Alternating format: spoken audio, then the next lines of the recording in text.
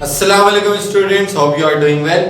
जैसा कि आपको मालूम है कि हमने कैश बुक का चैप्टर स्टार्ट किया था और उसके अंदर हमने इंट्रोडक्शन के साथ दूसरे लेक्चर के अंदर सिंगल कॉलम कैश बुक के हवाले से डिस्कस किया था और उसके ऊपर एक सैंपल क्वेश्चन भी किया था। आज के लेक्चर के अंदर जो कि हमारे कैश बुक के चैप्टर का लेक्चर नंबर 3 है, इसके अंदर हम डबल कॉलम कैश बुक की बात करने वाले हैं। तो इसमें देखेंगे कि क्वेश्चन में आपको क्या बोलेगा और आपने कौन कौन से कॉलम से अपनी कैश बुक को प्रिपेयर करना है। तो सबसे पहले क्वेश्चन देख लेते हैं। क्वेश्चन में कह रहा है following are the selected transaction of Insta Corporation for the month of May 2000। Insta Corporation की मंथ ऑफ मई के 2000 की ट्रांजैक्शन है कुछ सिलेक्टेड, उसको आपने कैश बुक के अंदर रख के कैश बुक बनानी है। मई 1 कैश इन हैंड यानी कि आपके पास कैश मौजूद है 30,000 balance. May 10 cash collected from customer, customer से कैश कलेक्ट किया ₹8,000 in full settlement of his account of ₹8,500। यानी कि जिस कस्टमर से आपने 8,000 रुपए रिसीव किए, ₹8,000 रिसीव किए, उससे बेसिकली उसका असल में अकाउंट कितना था, कितना रिसीव करना था 8,500, लेकिन सेटलमेंट हो गई। इसका मतलब क्या आपने उसको डिस्काउंट दे दिया, तो 500 डिस्काउंट में चले जाएंगे और 8,000 आपके पास कैश रिसीव हो जाएगा। मई 14 कैश परचेजेस ₹5,000 की आपने कैश परचेजेस किए हैं। May 20 cash paid to supplier, supplier को पेमेंट कर रहे हो कितने की 4,000 आफ्टर डिस्काउंट ऑफ 200 रुपए का डिस्काउंट देने के बाद। इसका मतलब क्या हुआ, असल में पेमेंट उसको कितनी देनी थी 4,200, लेकिन 4,000 आप पे आउट कर रहे हो तो 200 का आपका क्या हो गया, डिस्काउंट हो गया। मई 30 जो लास्ट है पेड रेंट, आपने रेंट पे किया 2,000 का and withdraw cash for personal use, अपने जाती इस्तेमाल के लिए 1,000 रुपीज आपने विड्रॉ किए।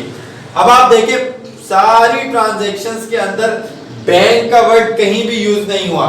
इसका मतलब क्या हुआ, 2 कॉलम या डबल कॉलम कैश बुक जो हमारे पास यहाँ पर बनने वाली है, उसमें हम एक तो कैश और दूसरा डिस्काउंट का कॉलम यूज करेंगे।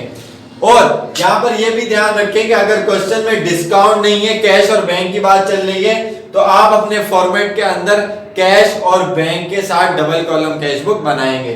तो record the about transaction in double column cash book. तो फॉर्मेट में क्या करेंगे, आपने कंपनी का नाम Insta Corporation, double column cash book for the month of May 30 2000। एक आपकी रिसीव साइड होती है कि क्या क्या रिसीविंग्स हो रही है और दूसरी आपकी पेमेंट साइड होती है कि क्या क्या और किस तरीके से आप कितना पे कर रहे हो। ठीक है जी।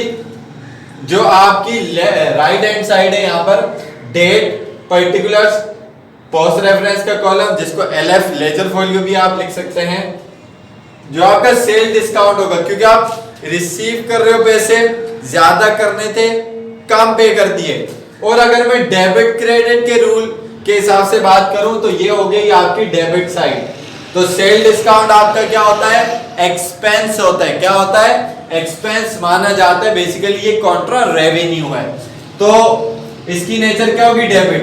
पेमेंट साइड आपकी होती है क्रेडिट साइड, तो परचेज डिस्काउंट का आप बोलते हैं रेवेन्यू, और ये होता है कॉन्ट्रा एक्सपेंस अकाउंट, आपके एक्सपेंस को कम करता है। तो इसकी नेचर क्या होती है, क्रेडिट, और एंट्री में भी आप क्रेडिट साइड पर इसको रिकॉर्ड करते हो। उसके बाद कैश का column, then on the other hand date, particulars, PR, purchase discount और कैश का कॉलम आपके पास आ जाएगा। तो सॉल्व करना शुरू करते हैं जनाब।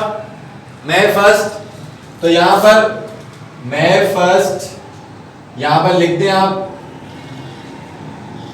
बैलेंस, यानी कि आपके पास पहले से कितना कैश मौजूद था। कैश में आपके पास बैलेंस था 30,000, तो आपने यहाँ पर लिख दिया 30,000। उसके बाद सेकंड ट्रांजैक्शन के अंदर क्या कह रहा है, मई 10 में cash collected from customer, customer से कैश कितना कलेक्ट किया 8,000। ठीक है जी। मई 10 कैश कलेक्ट किया 8,000, आप कैश के कॉलम में 8,000 लिख दें। इन full settlement of his account of ₹8,500, उसका अकाउंट कितना था 8,500 का। इसका मतलब 500 रुपए का डिस्काउंट हो गया, तो वो डिस्काउंट कहाँ आ जाएगा, यहाँ पर आ जाएगा। इसी तरीके से नेक्स्ट ट्रांजैक्शन की तरफ हम चलें तो मई 14, ठीक है ना, इन दोनों का अगर हम प्लस करें तो 8500 ही बनेगा। लेकिन यहाँ पर जो आपने चीज लिखनी है वो तो बताना मैं भूल गया। आप रिसीव कर रहे हो कस्टमर से, तो यहाँ पर आप क्या लिखते हो, अकाउंट्स रिसीवेबल। अकाउंट रिसीवेबल आप लिखेंगे क्योंकि आप कस्टमर से पैसे रिसीव कर रहे हो। तो थर्ड जो आपकी ट्रांजैक्शन है मई 14 की, उसमें आप क्या कर रहे हो, कैश परचेजेस। कैश पर आप परचेजेस गुड्स खरीद रहे हो तो पैसे जाएंगे, तो यहां पर नहीं बल्कि यहां पर ये चीज रिकॉर्ड होगी, दैट इज मई 14 परचेजेस की वजह से आपका कैश कम हो रहा है बाय ₹5000, तो 5000 आप लिख दें कैश वाले कॉलम में। उसके बाद सेकंड लास्ट ट्रांजैक्शन क्या है, cash paid to supplier. Paid का मतलब पेमेंट, सप्लायर को दे रहे हैं कितना, 4000 आफ्टर 200 डिस्काउंट, ठीक है ना।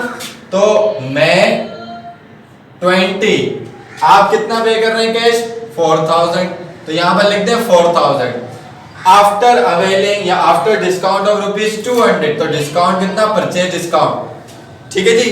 खरीदा था, अब पेमेंट करनी है, 4200 देने थे, उसने बोला चलो सही है 200 आप डिस्काउंट ले लो या 4000 पेमेंट कर दो। इसका मतलब क्या है कि जो बायर है और सेलर है वो दोनों आपस में सेटल्ड हैं, राजी हैं, तो डिस्काउंट हो गया। तो जब आप पेमेंट करते हो तो उस सूरत में क्योंकि लायबिलिटी होती है तो आप क्या लिखते हो, अकाउंट्स पेएबल लिखते हो, अकाउंट्स पेएबल लिखते हो। लास्ट ट्रांजैक्शन की तरफ चलें, that is May 30 paid rent, rent pay किया, पेमेंट साइड रिकॉर्ड होगा। And withdraw cash, cash withdraw किया पर्सनल यूज के लिए, तो कैश निकाले तो कम होगा, इस साइड बढ़ता है वहां कम होता है। इसका मतलब दोनों चीजें वहीं जाएंगी, दैट इज डेट है आपके पास मई 30। सबसे पहले आपने रेंट पे किया तो पहला आप लिखेंगे रेंट एक्सपेंस, और रेंट एक्सपेंस आपने पे किया 2000 का, तो आप लिखेंगे 2000। दूसरा आपने पर्सनल यूज के लिए पैसे निकाले तो आप लिखेंगे ड्राइंग, ड्राइंग की आपने 1000 रुपीस की, तो यहाँ पर कैश में से 1000 कम हो गया, तो आपकी सारी ट्रांजैक्शन रिकॉर्ड हो गई है। तो क्या बात यहाँ पर खत्म हो गई, नहीं, बिल्कुल खत्म नहीं हुई, टोटल भी तो करना है। तो यहाँ पर आप टोटल कर लेंगे दोनों साइड का। सेल डिस्काउंट की बात करें तो ये तो 500 क्योंकि एक ही बार आया, 30 और 8 is equal to 38,000 total cash आपके पास रिसीव साइड पर यानी कि आया है। ऑन द अदर हैंड अगर आप इसको देखें यानी कि पेमेंट साइड को टोटल करें तो परचेज डिस्काउंट आपके पास 200 है और कैश का जो बैलेंस है वो कितना है, 5000, 4000, 9000 प्लस 1 10 और 2 12,000 आपके पास कैश है पेमेंट में, यानी कि गया है, आपने पेमेंट की है। तो हमारे पास रूल क्या होता है, जो बड़ी साइड है उसको दोनों साइड रिकॉर्ड करते हैं।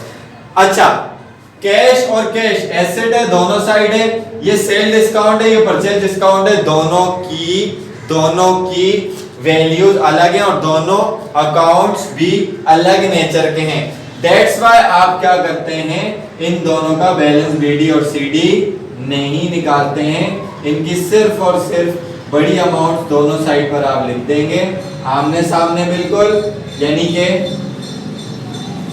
यहां पर 500 ये आ गया, 200 ये आ गया, लेकिन कैश यहां पर भी है वहां पर भी है, यानी कि दोनों सेम नेचर के अकाउंट्स हैं। तो बड़ी अमाउंट 38,000 आपके पास आ गई, तो इसको यहां भी लिखेंगे आप और इसको यहां भी लिखेंगे आप, 38,000 यहां भी लिख दिया और यहां भी लिख दिया।